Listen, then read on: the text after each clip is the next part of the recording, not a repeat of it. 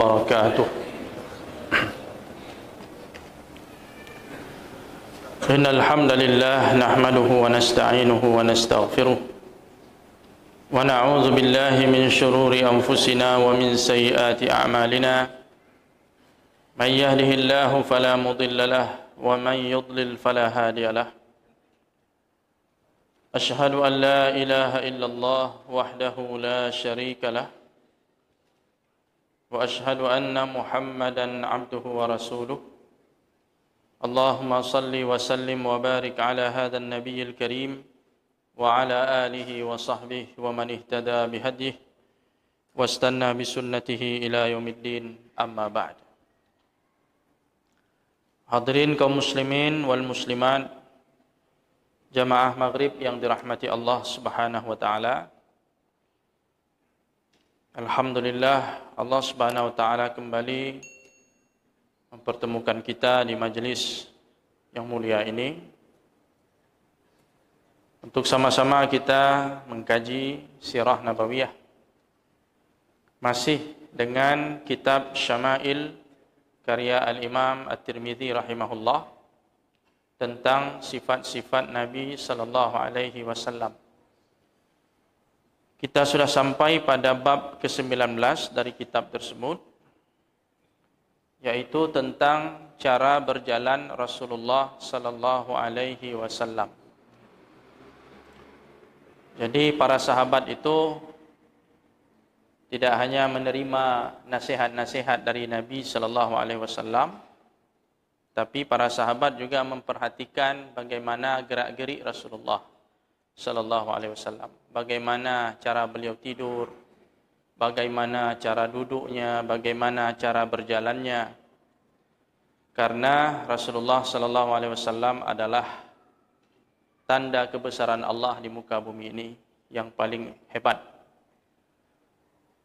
Dan Rasul adalah teladan bagi kita semua. Di sini disebutkan bahwasanya Rasulullah sallallahu alaihi wasallam ketika berjalan itu beliau menggunakan prinsip pertengahan atau kesederhanaan. Jadi ada prinsip wasatan, tawassut. Karena memang umat ini telah diciptakan oleh Allah, ditetapkan oleh Allah sebagai ummatan wasata. Umat yang tidak berlebih-lebihan dalam segala hal, dalam cara berfikir, berkeyakinan, termasuk dalam gerak-gerik, langkah, termasuk cara berjalan. Jadi tawassut, tawasatan itu mewarnai setiap aspek kehidupan seorang mukmin, seorang muslim.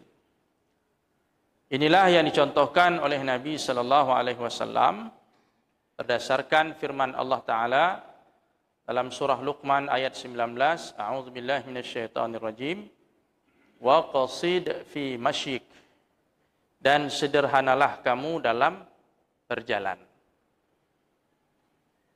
Di Rasulullah sallallahu alaihi wasallam senantiasa mengamalkan ayat-ayat Allah ini. Makanya Nabi itu berjalan pertengahan antara berlebih-lebihan, tidak terlalu cepat jalannya, tapi juga tidak terlalu santai. Berikut ini disebutkan beberapa riwayat hadis yang diceritakan oleh para sahabat Nabi radhiyallahu anhum terkait dengan cara jalan Nabi sallallahu alaihi wasallam. Yaitu hadis ke-123 diriwayatkan oleh Al-Imam At-Tirmidzi rahimahullah dengan sanadnya yang utuh dari Abu Hurairah. Saya tidak bacakan sanadnya, langsung saja kepada rawil a'la, perawi yang paling tinggi menjadi sumber berita ini, yaitu Abu Hurairah radhiyallahu anhu. Abu Hurairah berkata, "Wala ra'aitu syai'an ahsana min Rasulillah sallallahu alaihi wasallam." Kata Abu Hurairah, aku belum pernah melihat sesuatu pun yang lebih indah dari Rasulullah sallallahu alaihi wasallam. Jadi banyak hal yang sudah dilihat oleh Abu Hurairah, apakah itu manusia ataupun selain manusia, benda-benda yang menakjubkan, tapi belum ada yang keindahannya melebihi keindahan Rasulullah sallallahu alaihi wasallam. Di sini Abu Hurairah mengatakan syai'an, sesuatu apapun, umum. Apakah itu emas, permata, benda-benda yang indah yang menakjubkan, termasuk manusia. Jadi beliau tidak mengatakan wala raaitu insanan. Kalimatnya bukan insanan. Kalau insanan berarti kita terjemahkan aku belum pernah melihat manusia yang seindah Rasulullah. Beliau tidak gunakan kata manusia, insanan, tapi syai'an. Syai'an ini mencakup semuanya. Bukan saja manusia, apapun, benda, apapun makhluk Allah Ta'ala yang menakjubkan, belum ada yang mampu mengalahkan keindahan. Belum ada yang mampu menyaingi keindahan Rasulullah Sallallahu Alaihi Wasallam, apapun itu. Itu kata Abu Hurairah, radhiyallahu anhu. Ka'anna syamsa tajri fi wajhi. Abu Hurairah mengatakan seakan-akan matahari menghiasi wajahnya. Seakan-akan di wajah Rasulullah itu ada matahari yang memancar. Seakan-akan, ya. Artinya bukan wajah Rasulullah itu matahari yang bisa menerangi gelapnya sekitar itu. Kegelapan, bukan. Jadi seolah-olah di wajahnya ada matahari yang menghiasinya. Begitu bersinarnya wajah Nabi sallallahu alaihi wasallam, auranya itu luar biasa. Wa ma raaitu ahadan asra'a fi mishyatihi min Rasulillah sallallahu alaihi wasallam ka'annama al-ardu tutwa lahu. Dan aku belum pernah menyaksikan seseorang yang jalannya itu kecepatannya melebihi Rasulullah sallallahu alaihi wasallam. Seakan-akan ketika Rasulullah berjalan, ka'annamal ardu tutwalah. Seakan-akan bumi itu digulung untuknya. Dia bagian dari bumi itu menyatu satu sama lain sehingga Rasulullah melangkahkan kakinya itu dengan cepat dan cepat sekali sampai kepada tujuannya. Seakan-akan bumi itu menjadi pendek, menjadi dekat ketika Nabi sallallahu alaihi wasallam berjalan. Inna lanujhidu anfusana wa innahu la ghairu muqtarith. Dan sesungguhnya kami ketika berjalan dengan Nabi sallallahu alaihi wasallam harus bersungguh-sungguh dan lelah untuk menyamai jalannya Nabi sallallahu alaihi wasallam. Sementara beliau berjalan dengan apa adanya. Tadi tidak dibuat-buat. Ghairu muqtarith, Nabi tidak membuat-buat jalannya seperti itu. Memang begitulah kebiasaan jalannya Nabi sallallahu alaihi wasallam.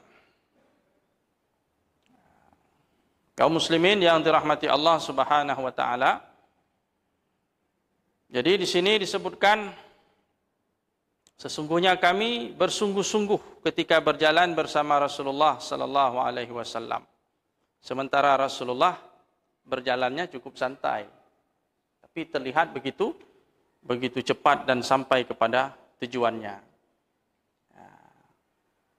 Ini menunjukkan bahwa dari apa yang dituturkan oleh Abu Hurairah ini menunjukkan bahwasanya Nabi sallallahu alaihi wasallam itu memiliki fisik yang sehat dan kuat. Di jalannya Rasulullah itu tidak seperti orang sakit, tidak seperti orang malas. Tapi jalannya itu dengan langkah tegap, dengan cepat, tapi bukan terlalu cepat. Karena tadi prinsipnya adalah wasatan. Itu prinsip yang harus kita pahami sebelum kita membaca tentang sifat jalannya Rasulullah sallallahu alaihi wasallam. Jadi jalannya Rasulullah itu mantap. Kita melihatnya tidak bosan dan kita juga melihatnya tidak merasa aneh begitu. Jalan Rasulullah itu mantap. Sulit mungkin kita bayangkan. Kecuali kalau kita melihat langsung Nabi sallallahu alaihi wasallam berjalan di depan kita. Baru kita lihat bagaimana jalannya Rasulullah. Mungkin kalau dibuat kompetisi perlombaan cara berjalan yang paling bagus, maka jalan Rasulullah itulah yang paling bagus, yang menjadi pemenangnya. Paling ideal, paling bagus. Susah untuk kita tiru karena kita tidak seperti Nabi sallallahu alaihi wasallam. Setidaknya kalau tidak seperti Nabi, ya menyerupai Nabi lah sallallahu alaihi wasallam. Nanti juga akan kita paparkan riwayat-riwayat lain lebih spesifik lagi tentang jalannya Nabi sallallahu alaihi wasallam. Riwayat ini kaum muslimin yang dirahmati Allah, hadis 123 tadi yang baru saja kita bacakan, itu di dalam sanadnya ada Ibnu Lahi'ah. Ibnu Lahi'ah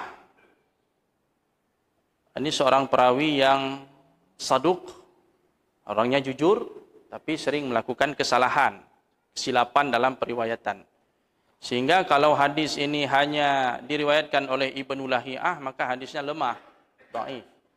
Cuma beruntungnya hadis ini mendapat dukungan dari jalur yang lain. Ya, jalur yang lain sehingga membuat hadis ini menjadi lebih kokoh, lebih kuat sehingga bisa kita jadikan sebagai dalil. Kemudian kaum muslimin yang dirahmati Allah Subhanahu wa taala, hadis 124 diriwayatkan oleh Al-Imam At-Tirmidzi dengan sanadnya sampai kepada Ali bin Abi Thalib radhiyallahu anhu. Bahwa Ali bin Abi Thalib pernah menceritakan tentang Nabi sallallahu alaihi wasallam. Banyak hal yang beliau ceritakan tentang Rasulullah sallallahu alaihi wasallam. Salah satu yang beliau katakan adalah kana idza masya, Rasulullah sallallahu alaihi wasallam apabila beliau berjalan, taqalla, beliau mengangkat kakinya dengan kuat. Ka'annama yanhattu min sababin, seakan-akan beliau sedang turun dari lereng bukit. Jadi Nabi berjalan itu dengan kokoh, dengan kekuatan, dengan kuat, menunjukkan bahwa fisiknya adalah kuat dan sehat. Jadi pada saat beliau berjalan itu kakinya betul-betul terangkat, tapi juga tidak berlebih-lebihan. Terangkat, kakinya tidak terseret-seret di tanah, seperti halnya orang yang sedang sakit atau orang yang sedang lemah. Jadi Nabi sallallahu alaihi wasallam ketika berjalan taqalla, kakinya itu terangkat dengan sempurna. Ini menurut penuturan dari Ali bin Abi Thalib radhiyallahu anhu. Kemudian hadis 125 diriwayatkan oleh Al-Imam At-Tirmidzi dari Ali bin Abi Thalib juga melalui jalur yang lain. Ali bin Abi Thalib mengatakan dengan redaksi yang sedikit berbeda tapi punya makna yang dekat. Kana an-nabiy sallallahu alaihi wasallam idza masya takaffa'a takaffuan ka'annama yanhattu min sababin. Nabi sallallahu alaihi wasallam jika berjalan maka badannya agak condong ke depan, seakan-akan beliau sedang turun dari lereng bukit. Jadi betul-betul badannya itu penuh dengan keseimbangan, melangkahkan kakinya dengan kuat. Karena kalau kita berjalan di lereng, tidak siap fisik kita, keseimbangan kita terganggu, itu bisa jatuh. Atau bisa oleng, bisa goyang dan sebagainya. Tapi Rasulullah berjalan dengan cukup kokoh, seakan-akan dia sedang turun dari sebuah lereng bukit. Nah, ini menunjukkan kekuatan fisik Nabi sallallahu alaihi wasallam terlihat dari cara jalan beliau sampai beliau tua itu seperti itu.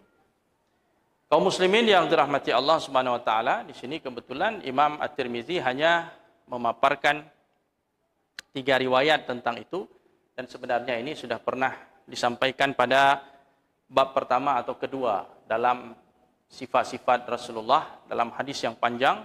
Itu diantaranya disebutkan tentang cara jalan Nabi sallallahu alaihi wasallam.